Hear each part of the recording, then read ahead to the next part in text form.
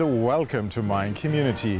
An equally warm welcome to our viewers around the world, those of you who continue to follow us weekly via the World Wide Web. I'm Sherwood McCaskey. As always, I'm pleased that you have joined us. Last week, George Griffith introduced us to the community of St. Catherine. He proceeded to speak of what made the community so very special, its values, its norms, the culture that characterized this group of people in the eastern neighborhood of St. Philip. Well, we are all agreed on the important role played by community schools. Yes, those learning institutions that sit directly in the community. In a previous episode of Mind Community, Carl Springer shared experiences of St. Catherine Primary School through the lens of a teacher, of course. This week, George Griffith begins with experiences of the same primary school, but through the lens of a pupil. Take it over, George. And then you had the school. I remember Doreen Mears, when I went to school in 1954. Doreen Mears was the headmistress. She didn't last for a long time there. And then Edwin Bell took over. And Edwin Bell was always interested in gardening, so we all had to go to do gardening. He was also interested in cricket. Miss Harewood, Gwyneth Harewood, Elmin Welleburn. Welleburn? Welleburn, yes. Yes, she was from Bayfield, and she was one of the teachers there as well. And then you had Carl Springer come in after. He was interested in a lot of the athletics and the cricket and so on. He was young, and fellas said he was a handsome fella, and that all the female teachers found him exceptionally handsome. In those days, he rode a little motorcycle coming out of St. Andrew, and he lived in Ebenezer. And we would go after school down to Carl Springer's place. We would literally fight to get a chance to go along there to work up his kitchen garden for him and all that. And when I started to run, barefooted of course, cross country around here, he encouraged me, and then we went on to do the athletics. And when I reached a stage where I was a prospect for Barbados, he would come every morning around 5 o'clock in his car, pick me up, and take me to wherever the races were. And I remember the day that I set the Barbados record. It was the Independence Half Marathon, started in 1966. And Cleveland Yard won that first Independence Half Marathon, 1 hour, 22 minutes and some seconds.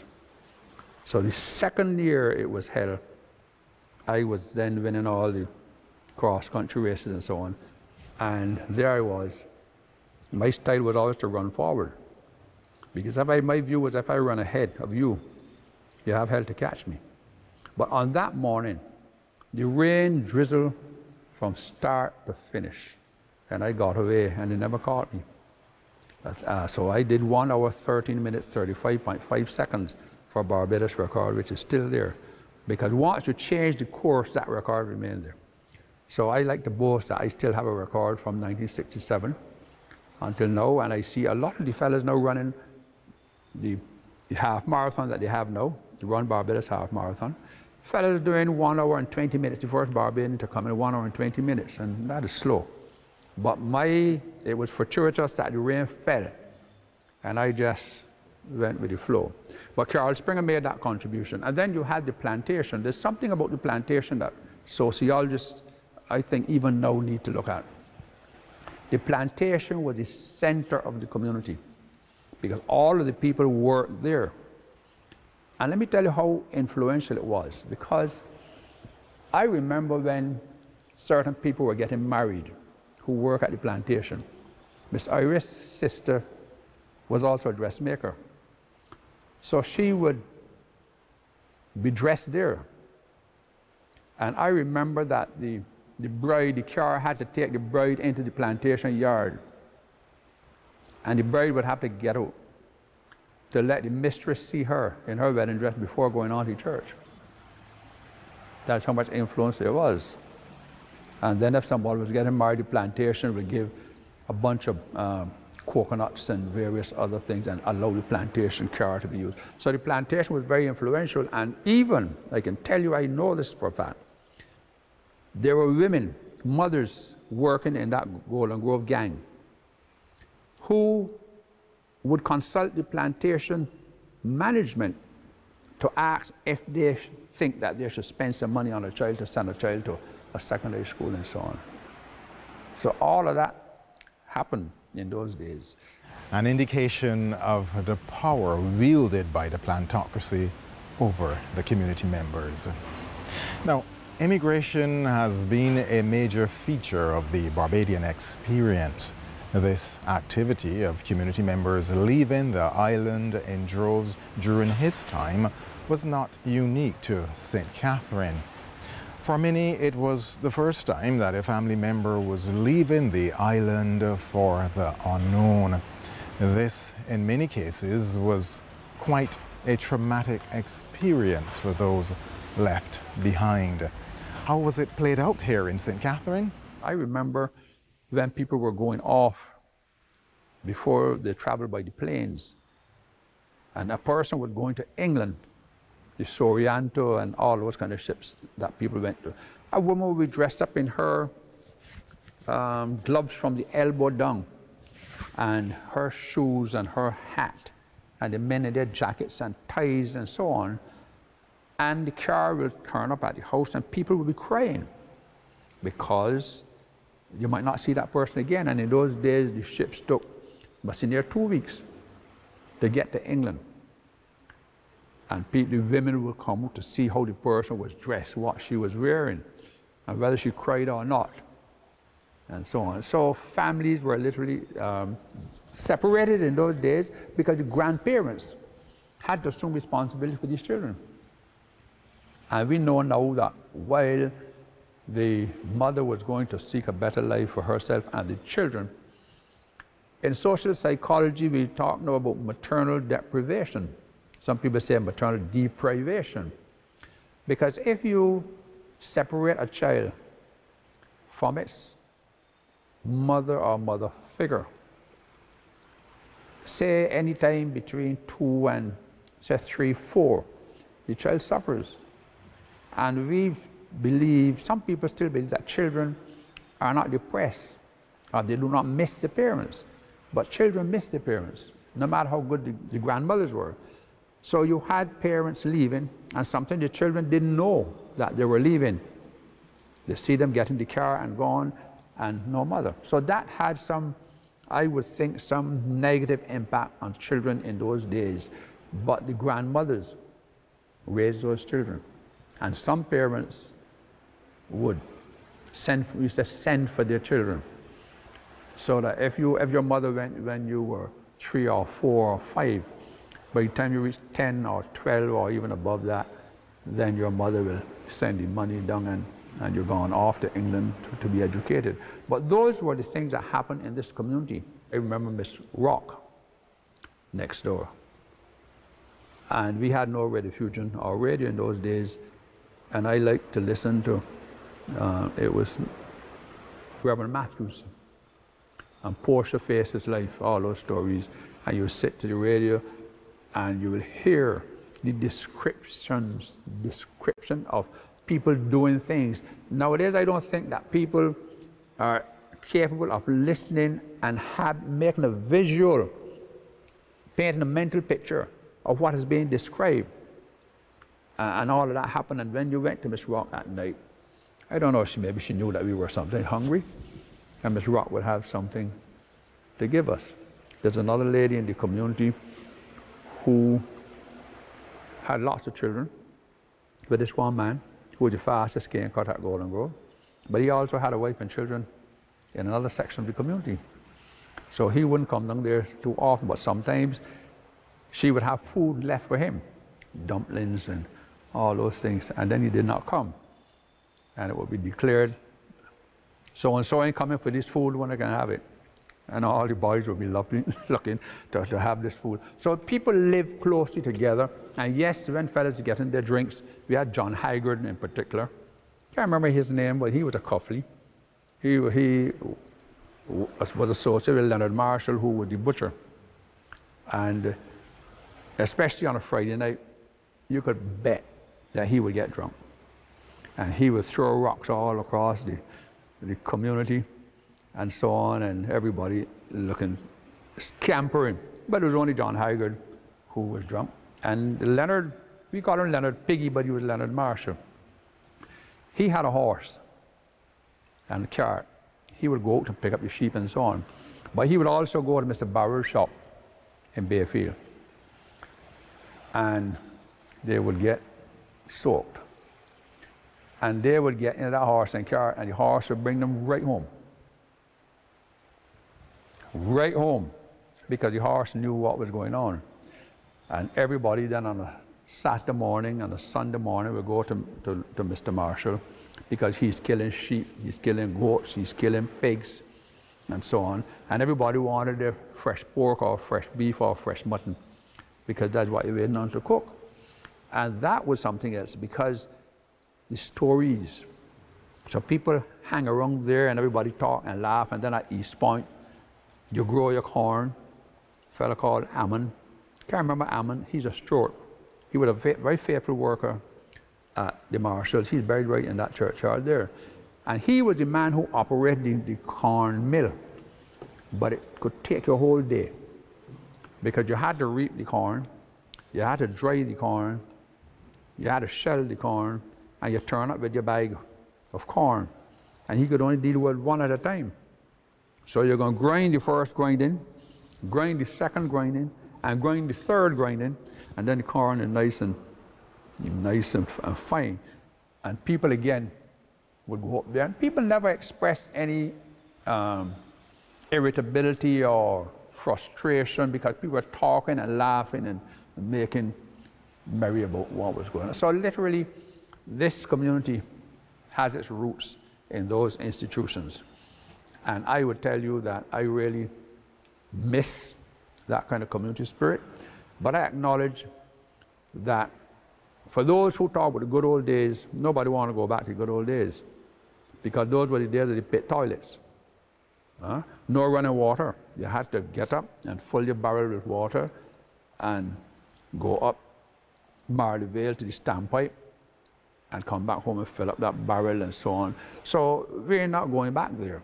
The issue, I think, and this is a sociological viewpoint, that we were not prepared for modernization in the way that we should. So that when people tell you now that, people use it as a criticism, that people leave the villages and go into the heights and the terraces. That is a flawed kind of argument, because you cannot expect to educate people, and they're earning wages that could not be earned before, and that you will remain in your mother's chattel house with an outdoor toilet and no running water and no proper roads, having to walk through muck and the mire. People are going to make better for themselves. So for those who will constantly make that, I hear it on the calling programs all the time, I wish I could respond to them. Nobody would want that. So yes, we celebrate what we had and the contribution it made to our development, but at the same time, you cannot fault any man or woman who decide to buy a piece of land, build a house, put up his walls. That's his own level of advancement. And of course, I'm the first to say, don't forget the old lady in the tenantry. Don't forget the old lady with the pit toilet, and especially that bucket that had to be emptied at some time. But do the best you can, and you don't want to get into politics, but the Tenantries Freehold Purchase Act helped Barbadians to the point where when I drive, every Sunday evening we like to take a drive around the country. And you can see in those tenantries some houses that are more imposing and more impressive than some that you find in Regency Park. and Ruby and Union. Absolutely. In this area, every citizen is important and is celebrated by the community. However, we cannot ignore the fact that there is one citizen who wrote her name on history's page in a very spectacular manner and who is now shared by the community with all of Barbados. I, Sandra Prunella Mason, do swear that I will well and truly serve Barbados in the office of President, so help me God. Ladies and gentlemen, Her Excellency Dame Sandra Prunella Mason, President of Barbados.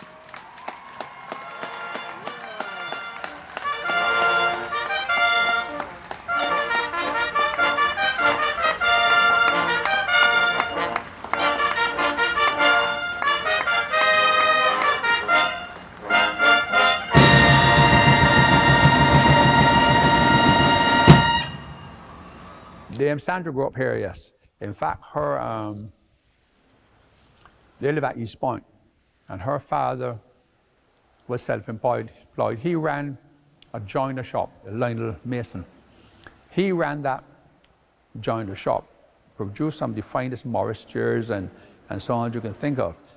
And people would go there and talk for hours on end while he was working, because it was closer to the road than the house was, right next to Lloyd Clark, who was also very active in this church. And she came out of there. Her mother and my mother were good friends even until the end, because when her mother became older and maybe not doing so well, she lived with Dame Sandra.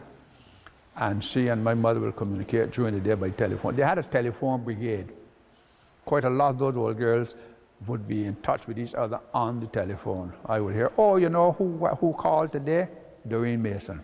And then they would chat about growing up and their children and all that went on. Yes, so Dame Sandra, in fact, her birthday is the 17th of January.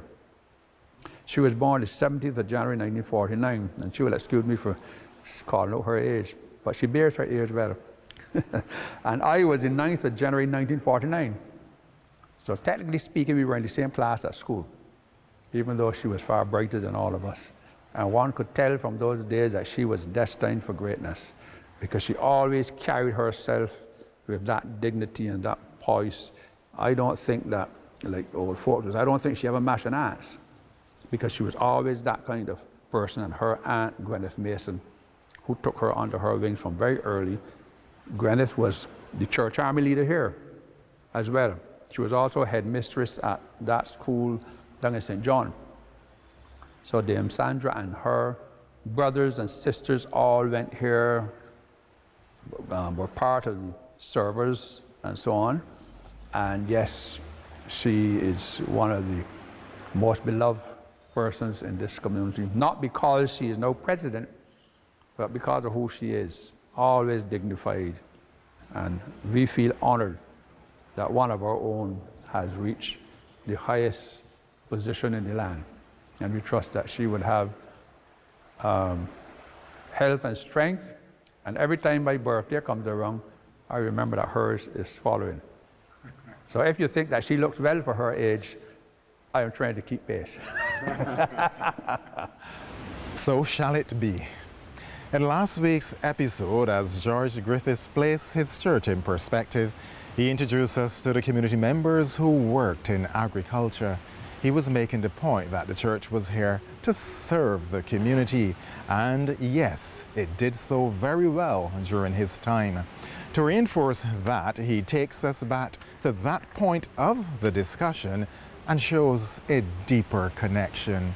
How the church brought to the people the consciousness of God and of the invisible world, and how it releases the spiritual forces that lie back in every man's heart.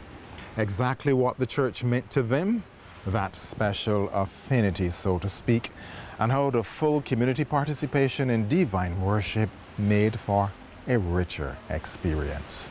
But then comes Sunday morning.